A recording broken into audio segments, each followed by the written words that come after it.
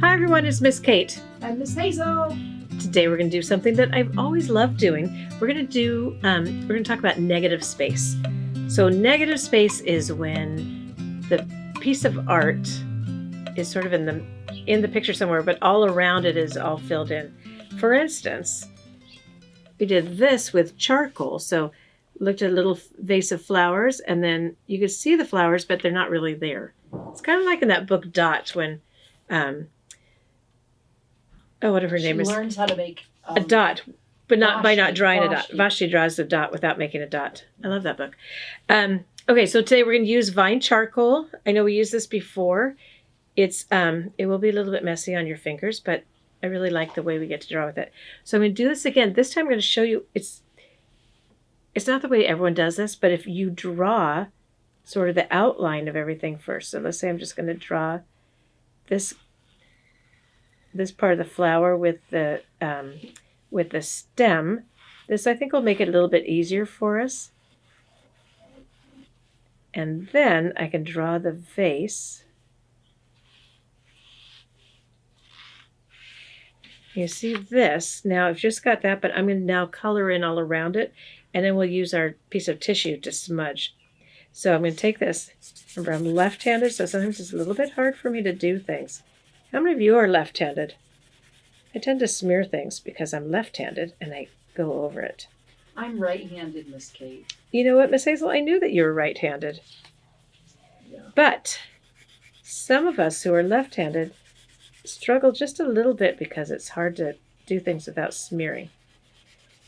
So I like to use things that might smear just to make myself practice.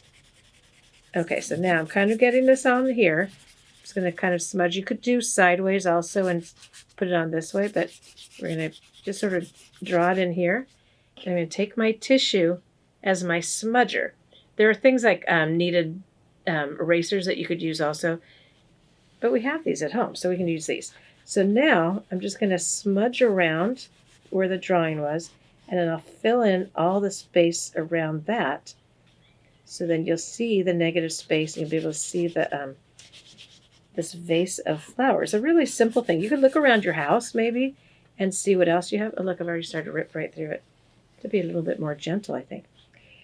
You could look around your house and see what you might want to draw. Maybe it's like, I don't know, a bottle of glue. Could you draw a shoe? You could draw a shoe. Yeah, you could do anything you wanted. This is fun about art. You can kind of do whatever you want to do.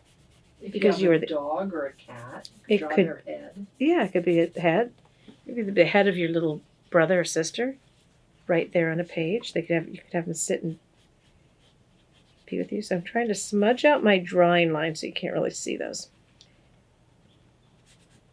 So remember, negative space means that it's all the space around your piece of art. I'm going to take off some of the, and if you see now at the end, there it is. You could see where this vase of flowers is, except you can't really see them because that's where the negative space is.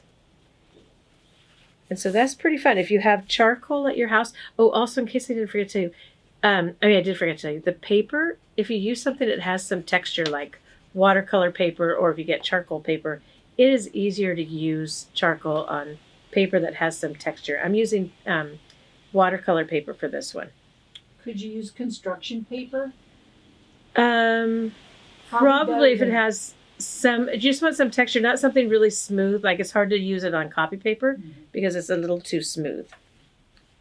But you could do this. So I'm going to keep rubbing this out until I get rid of all my other little lines. And I think I'm going to be pretty happy with this. So remember, if you make this at home, would you send a picture to us? Either you could email it to us at info@alamedaarts.com, or you could put it on Instagram and either at alamedaarts.com or #alamedaarts.com so that we can see your beautiful artwork. Okay, we'll see you soon, everybody. Bye. Bye, friends.